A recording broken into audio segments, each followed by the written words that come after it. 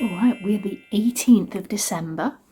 Had my little family Christmas dinner with Jason's family yesterday. That was very nice. And I gave my Christmas dress the little... Oh, Nina. I gave my Christmas dress a little run through, little trial run. I got a couple of gifts that I'm going to be knitting today, so I'm going to have a nice, easy, slow day today. It's raining outside and we ordered pizza. We don't really often order things, but we did. I'm literally going to trace off this. It's inside out. So I can see that they have made the bodice by stitching the front and back together at the shoulders and then going around the neckline and the armholes. And then instead of stitching the sides together next when it's open so that you have an enclosed seam, they've actually pressed it flat and then done almost, it's an underlining I suppose, but then they've done it as a lining on the top, so that's quite unusual I think. Then the skirt is fully underlined only. I don't know necessarily that that's how I will stitch it together. I'll probably do it as a normal lining on the top, and maybe I will underline the skirt. I don't know. It's worked out really well. Easier to let out. Or take in. I don't know. Oh. All I'm going to do is unpick this and press it, I think. And I'm not going to press my seam allowances flat. I'm going to leave them folded in so that I can draw around these pieces and then add the seam allowance that I want to add, because I think I will add a bit of extra seam allowance, I think. That's what I feel like I want to do. I'll maybe add a centimetre, no, an inch. I'll do an inch on the centre back. And then maybe on this, maybe I'll add extra on the skirt. I don't know. Do you know, I don't really think things through massively in advance, this kind of thing. I just do it on the fly and then see what happens. I've got my thermals on again. I've given them a really good go. I don't mind unpicking if I'm not picking the work that I've just sewn. So I don't mind at all taking this apart. And I may use a little chalk or something to mark in any darts if I feel that they're not clear. The stitch line will be clear, but there's the original dart line and then I've taken it in, I think, and let it out. So I think some of these seams might have multiple stitch lines, and so I want to make sure that I'm marking the one that currently fits me, and this does currently fit me. But I can already see, like, that's the side seam. You can see quite a wide seam allowance here, and then when you go to the waistline, really narrow seam allowance, and that's where I've added on the skirt this big panel, and I've had to let out in multiple locations in order to facilitate that that alteration, because it has to fit back together, and if you make the waist bigger on the skirt, it needs to fit, the bodice needs to fit. Oof. Might take me a while. I'm just going to plug away. I think the pizza's coming in half an hour, so I'll have enough time just to unpick a few of these pieces and lay them out. I will lay them on my pattern paper on top and just draw around them. Really, you should do a toile. I feel like if I was making this for somebody else, I would make a toile. But seeing as it's for me, I know this dress does fit me. I'll draw around them and then I will check that the front and backs match at the side seams, at the shoulders, because where they're sewn, the fabric might be a little bit distorted, so I will even that out on the paper. And I wanted today to go out and get some lining fabric for the red. Sure, I've shown you the red in another video. If it had a crepe back and a satin front, I wouldn't bother, to be honest. But because of the dimpled texture on the front, the back is quite, not loopy. There are fibres there that could be caught, let's say. And it's not very slippery or smooth, so it might catch just on the hips. I don't want it riding up. You want it to be quite smooth. I would have gone out today, but they're closed. The Watson and Thornton is my local fabric shop. They sell fabric and yarns and buttons, tools, haberdashery. Very, very tiny little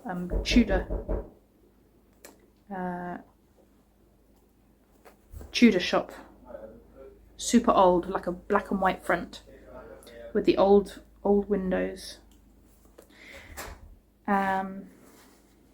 But it's closed today, and maybe I'm quite glad because it's raining quite badly. But anyway, I'm just going to do this and I'll show you the pattern pieces, and then tomorrow morning, which is Monday, I'll run out and buy the lining. Should I? I think I'll have to wait for it to be washed. Tempted to wash the red fabric now and then wash the red lining separately. That's a little bit wasteful, but at least it means that tomorrow I can actually start the sewing. I could cut out those pieces at least tomorrow.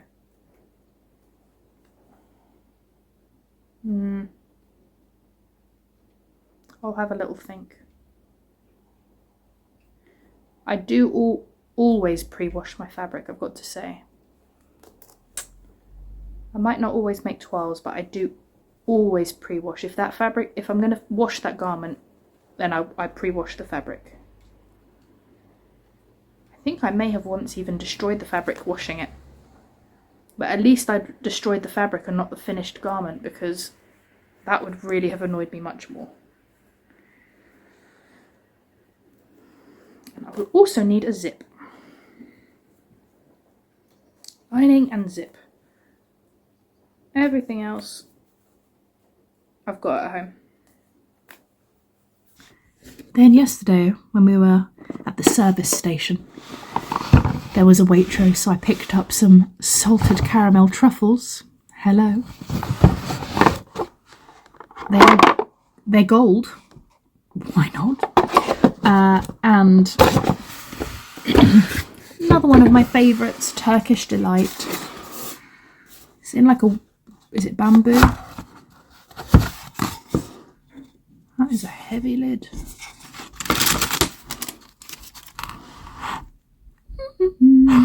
Oh, delicious. I'm not a massive fan of the rose. I'll eat them. The rose are my favourite. I'm not a massive fan of the lemon. Sorry, I don't like the rose. What am I talking about? Part of the joy is the mess of the icing sugar. Reminds me, of course, of The Lion, the Witch and the Wardrobe, where she drops that little bit of magical liquid and into the snow, and it appears in this beautiful ornate dish. Ooh, maybe I should watch that. I have it on DVD, but maybe it's on one of my Prime, Netflix, Disney Plus. We'll see if I can. That's a love. I do like that film. I watched that film when I was a teenager, immediately came home, and I had a similar wardrobe. Much smaller, but similar in style. And I immediately made myself a cape out of some curtain fabric and draped it beautifully across this chair as if it was just decor. I wasn't going to tell my dad that I'd made a cape to wear to Narnia in case Narnia were to appear in the back of my wardrobe. I was, I think, 16. I was always fanciful. I would still check the back of a wardrobe now if I had a similar wardrobe, just in case.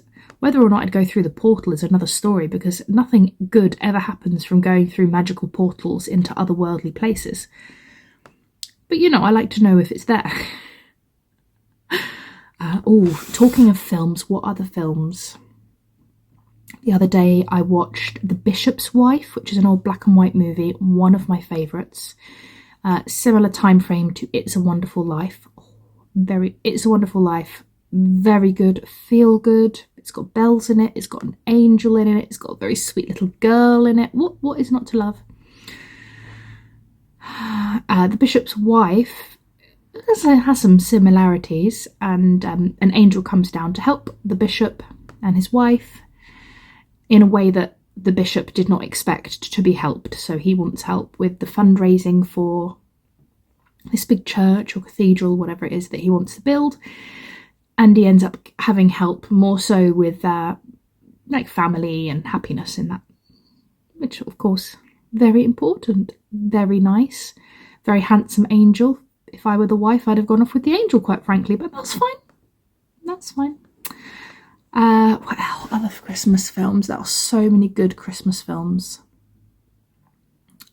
There's nothing quite like a Christmas film. I wish there were other like seasonally appropriate films, but it's just not really the case. I feel like autumn is very Hobbit and Lord of the Rings.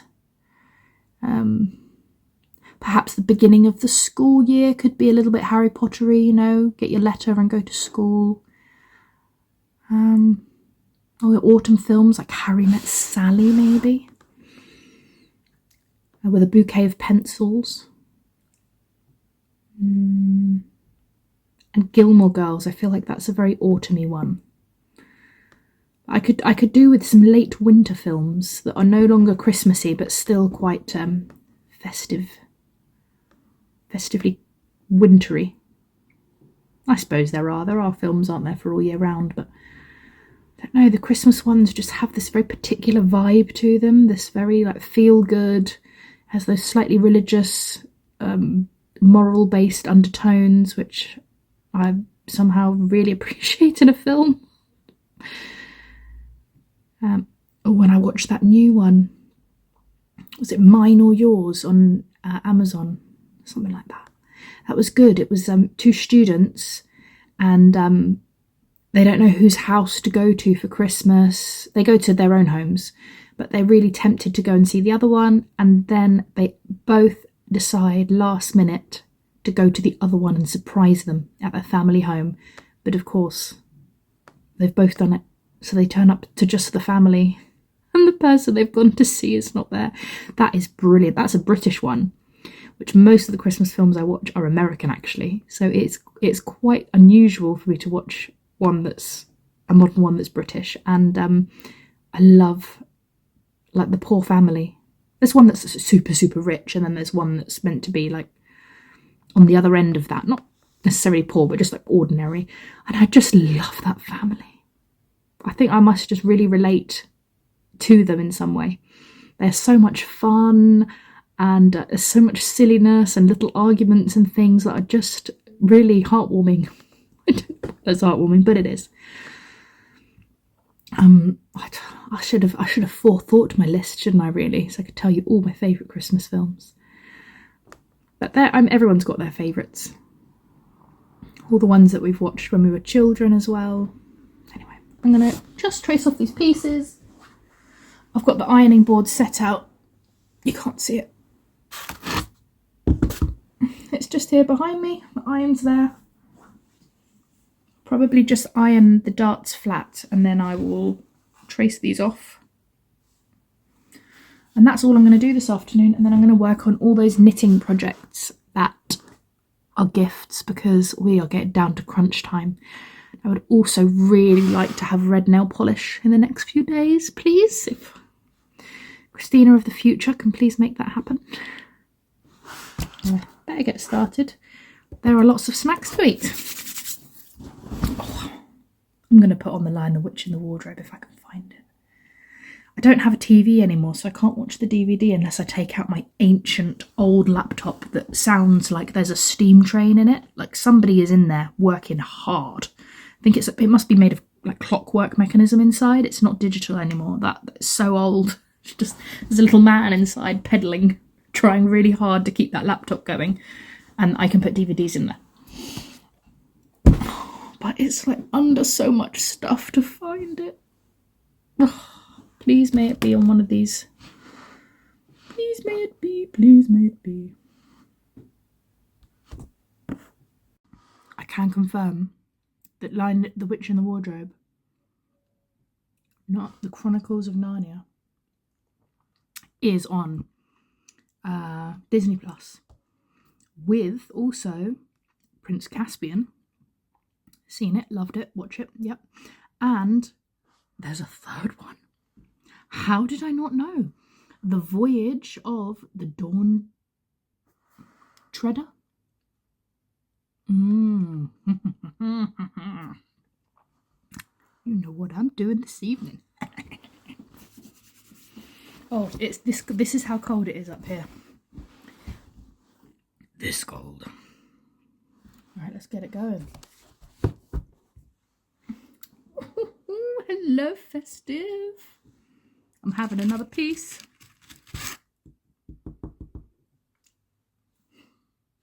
Ooh.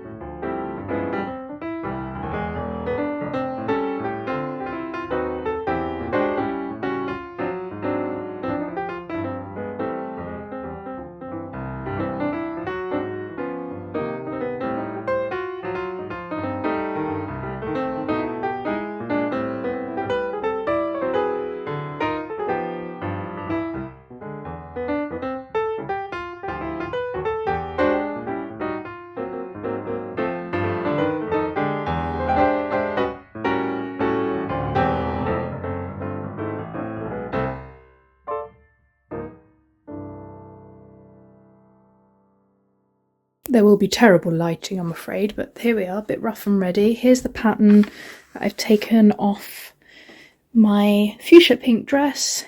So it's got this like really curved, massive dart in the side. That's original. I'll trace off the neckline. The armhole is very curved, but then a lot of mine are. I often have a dart in my armholes that goes through here and it creates this shape, so that's nice. Back neckline as well. It's quite sitting quite far away from my mannequin. My mannequin is smaller than me, particularly through this back portion. I am broader than she is. Like my back is a little bit meatier. I'm happy with how this is laying nice and straight along the middle. Now my dart in the bodice, which is pinned in, does not match the dart of the skirt. That's fine. I'm happy with that because I don't really want to be moving things around. I'm sure that I could move darts and do a toile and get it to sit right, but this is as the original dress was. So where possible, I'm keeping to the original. So the skirt portion is quite shaped. I have made it into two. That's the only thing that I've really changed about this, is that skirt is meant to be one rectangle with a seam through the centre back, and I just felt like I wanted that side seam. I don't know why. Maybe so I could make it bigger and smaller later on if I wanted to. Yeah, side seam sits. This seam sits really nicely. It's sitting straight through the side. I just need to check. I've checked that this portion meets up front and back. I've checked that this portion meets up front and back, but I've not checked the skirt, so I just need to do that part. The only thing I really need to have a little look at is, you may not be able to see, but the way in the back, everything's laying really straight. And what I'm getting a little bit on here is the bodice is really beautifully straight, and then the skirt is wanting to go ever so slightly this way. And the reason is I think this goes up. This goes up too high, and when I bring that down into the right place to match the waist, it makes it kick out. So in order to get it nice and straight, it's so difficult to show you, but basically I need to keep it nice and straight here, and then just cut this little bit off there. I'm just going to cut that off there to give a kind of straighter line, and then that will allow the grain to just hang nice and flat here, as so, without going. That's all. Now, yes, possibly could do a 12, not going to do it. Okay, not going to do it. Sorry. Sorry, Christina of the future. Christina of the past is really messing with you right now. We will have... This will match. Sorry, I've just pulled that to the side. This pleat will match this dart, which is really important on the front. I really liked that detail. We've got a second little pleat or tuck or whatever, which won't match up with anything. So I just only want to have a look at this one front portion of skirt. That's it. That's literally the only thing I'm not happy with. And I've whacked on, I think, 5 centimetres, 2 inches on the bottom. So I'm happy with that. Yeah. We are now at the end battle of Chronicles of Narnia. So that's taken me...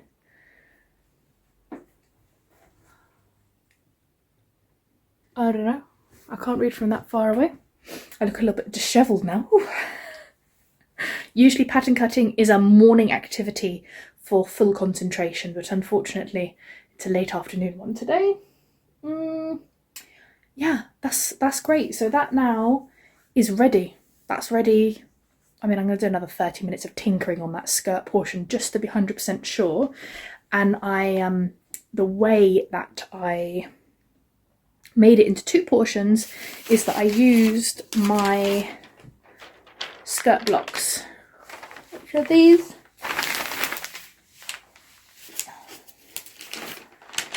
Front and back. And I drafted these ages ago from one of the Gertie books, one from her first ever book, and there's a pencil skirt in there, which is really handy.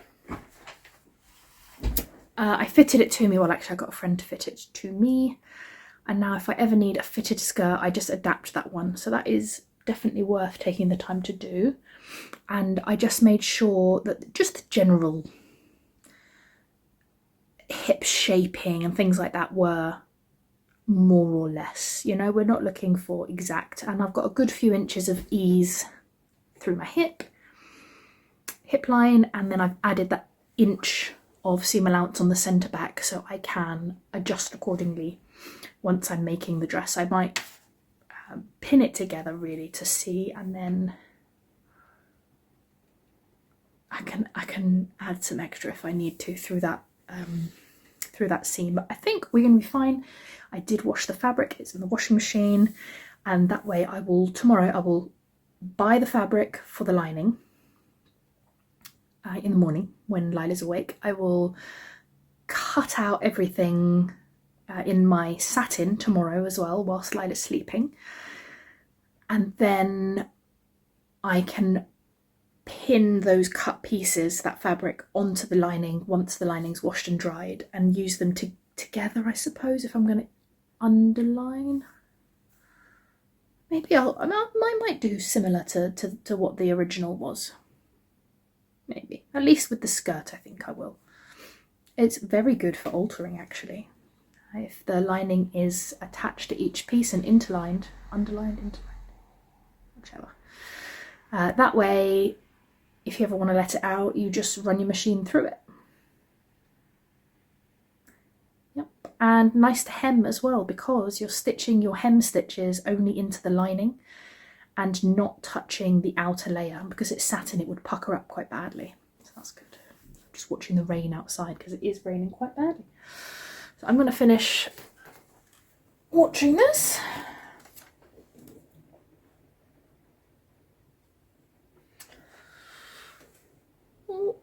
It is the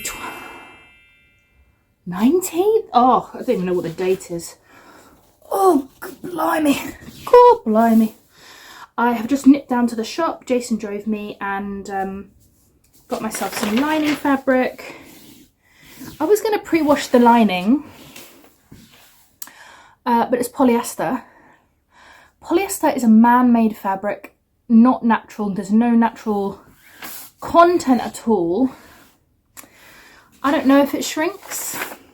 I don't think polyester shrinks. So we're going to risk it and cut it straight out. I pre-washed the outer fabric because, you know, it's what you're meant to do. And it's now dry. I left it on the radiator. I was worried I wouldn't have enough of this lining because as I got to the till, there was 1.70 m, I think. And I've got 3 meters of the satin, which is on the chair behind me. But I've laid out the pieces and there's plenty of room. I mean, not like loads of room, but, you know, wiggle room for each piece to be easily cut out rather than having to squish them and cutting things off grain, etc, etc, etc. Ooh. What's going on here?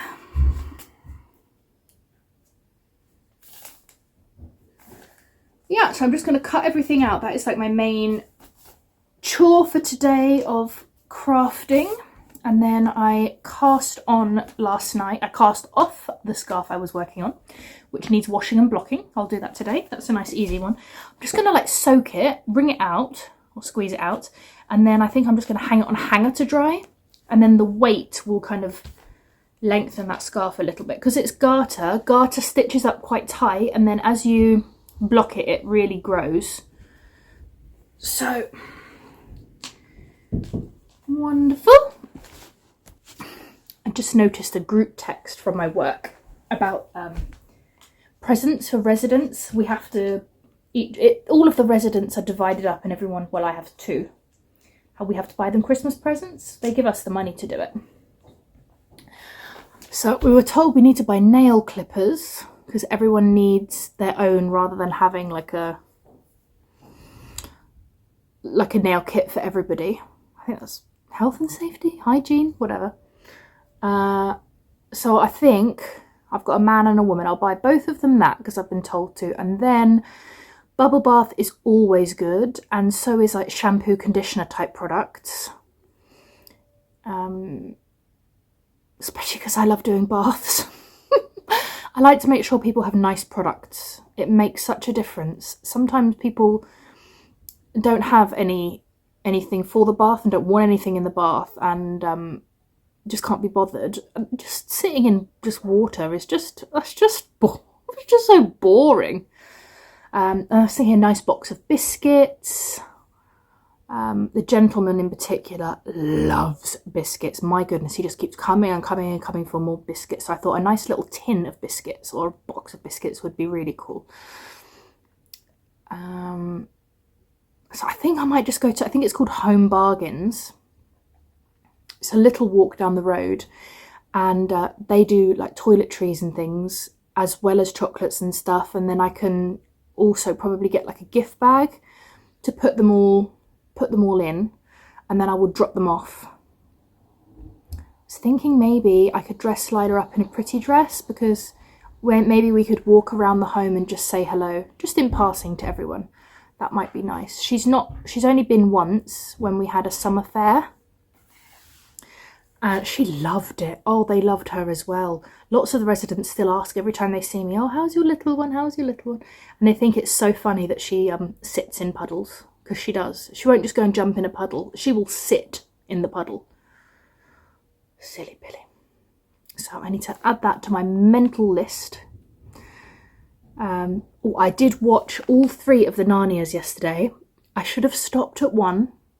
The second one was a bit battle-y, bit too much war and battle and fighting. Wasn't loving that. And then the third one was a little bit, I don't know. I think the first one is where it's at. I will rewatch the first one, and I'm glad I've watched the other 2, but I now no longer need to ever watch them again.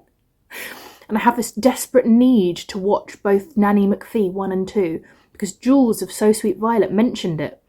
And you just can't mention things to me about anything. You mention a cookbook, I've got to buy it. You mention a food, I've got to eat it. I don't know, it's just a flaw in my personality. If I see someone eating a McDonald's and I can smell it and see them enjoying it, that's it. I have to get myself a McDonald's at some point in the week. So, yeah. And Jules is right, I couldn't find it anywhere. I think I do have the DVDs. I think I have them. It's just so much hassle. So nice when you just got it on your tablet and just press a button and it just plays magically from nowhere. Anyway, too much chatting. I have chocolate truffles to eat. I haven't got any Turkish Delight left. I know, massive packet. You're thinking I ate it all. I didn't. I ate 3 pieces. And then Jason, I don't know what happened this morning, but I came downstairs. There was icing sugar all over the carpet. There were broken biscuits. He said they fell. I don't know where they fell from. But Lila found the broken biscuits before I could clean them up, so she was just covered in chocolate. Oh, never mind. Admit to your child eating broken floor biscuits. So I got these gold ones to eat. Oh, still 1, 2, 3, 4, 5, 6, 7, 8. 8 truffle. Oh, we do those easy. We'll do that easy. Cut a couple of pieces, eat 8 truffles. I'm invested in the making of this dress. I feel like is it going to go right or is it going to go wrong? So right now I'm just like lying on the floor. Oh, I do have this beautiful cutting table, but it's absolutely covered in rubbish. And also very inconvenient to put your cutting on it, because it's actually, although it's massive, it's not meters and meters and meters long, which is what you really want when you're cutting things out. So kind of pointless. I use it for pattern cutting when you're pattern cutting one piece at a time. But when you're cutting out an item out of fabric, I want to unroll my whole fabric, which I have done here on the floor. Yeah, I wanted to say toiles. You've got to make toiles. The reason I don't always make toiles, which is foolish, I worked in alterations for a really long time and I'm very good at alterations. So I can pretty much save anything, she says. It's all going to go wrong now. I can save quite a lot of mistakes in like an alteration after process and just like do it on the fly. So if you're good with alterations, you can get away without it. But if you don't love alterations or you're not very good at them, definitely toile worth it every time. I just hope this isn't going to need too many. I think this is going to look good. Essentially, I had the toile of the original garment, didn't I? I had that vintage dress and I just made it exactly as that. But then I decided it got a little bit iffy there when I decided to start adding seams to the skirt where there weren't seams. Because the seams could be placed in like a really weird area. Or they may not even lay straight. They might be a bit lumpy, like wobbly. I will be very impressed if I do not need any alterations. Anyway, let's get going and maybe I'll do some cutting and you can like watch it sped up. I like doing tasks and then speeding them up for you and putting music on it. Don't know why, just do.